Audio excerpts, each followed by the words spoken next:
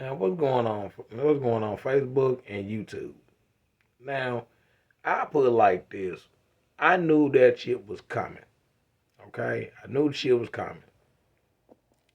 Now, we have two different fans in boxing. We have the PBC fans, we have the the Matchroom fans, we have the what I'm saying, the top ranked fans, we got all everybody, then we had the Jake Paul fans and all this shit. And when you talk about this type of stuff, a lot of people get real sensitive. Especially when it comes down to certain boxing outfits, because some people are very, very loyal to the PBC. They're very, very loyal. And me, I'm a boxing fan. I don't have uh, I don't really have a dog in the fight as far as on anybody's side or anything, but I just call shit right down the middle. Now, when you pretty much have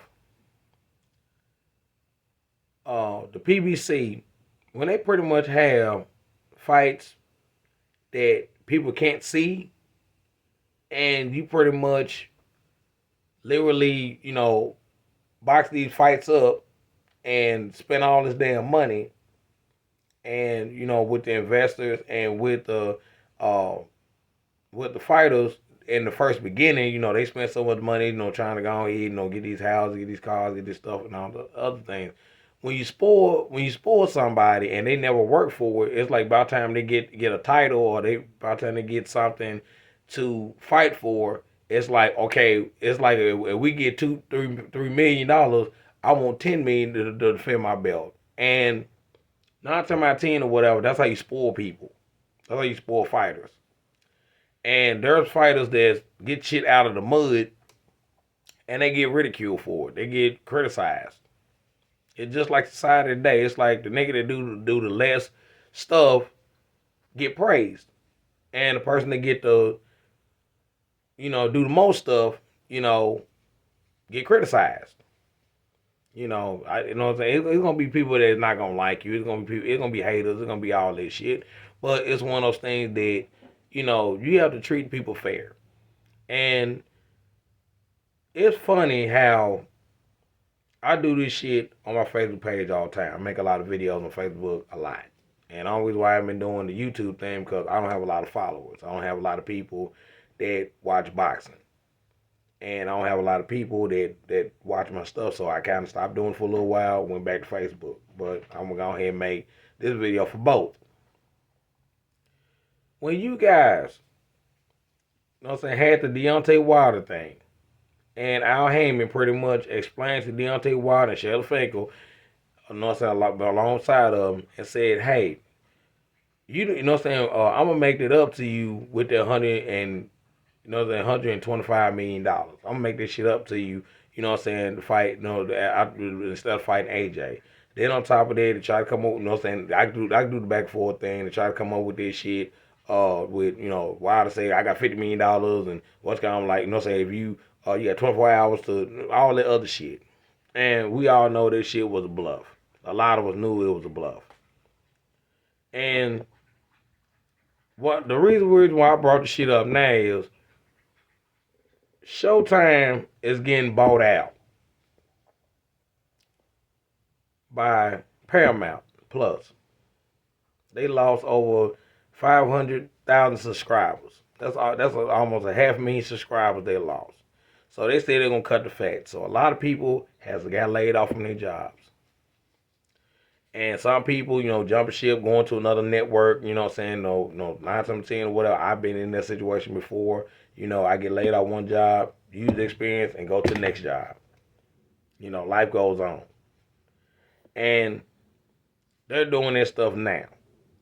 But what I'm really, really laughing at, and I'm really, really, having a problem with is the PBC fans was like, oh man, Deontay Wilder, that we rock with him, we this, we that, and the thing is, it's like this, he blacker than black, he, what I'm saying, ride for him, this and that or whatever. And what I was laughing about the PBC fighter, laughing about the PBC audience was some of y'all. I'm not saying all. Some of y'all, called people with respectable channels.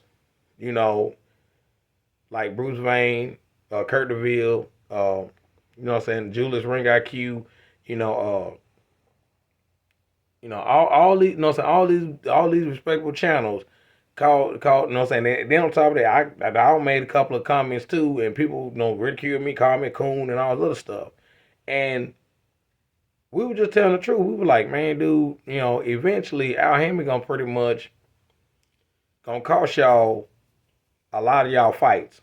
He gonna cost y'all by gonna put a bug in y'all ear saying, no, we don't need to do the in-house fight thing. We don't need to do this, do that. And Floyd Mayweather came publicly and said, well, we gonna pretty much, what I'm saying, we gonna do in-house fights, and that shit didn't work. It's funny as hell. Almost 5 years go by, that shit didn't work, and a lot of people jumped ship, including Deontay Wilder and Louise, because they can't afford them anymore. They can't afford them, and we've been saying it for years. I said Deontay Wilder one day, since he chose Tyson Fury to fight instead of AJ, he gonna regret this shit because Tyson Fury is gonna be the one to end this streak. It was a cherry pick went wrong. And what Tyson Fury did, ended his streak, took his belt, and made him irrelevant. And they bullshit for so long to the point that AJ lost to Usyk.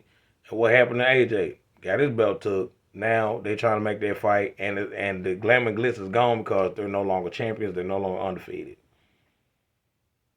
That's what I'm saying. When y'all played so long, things happen. This your boy Tommy getting off.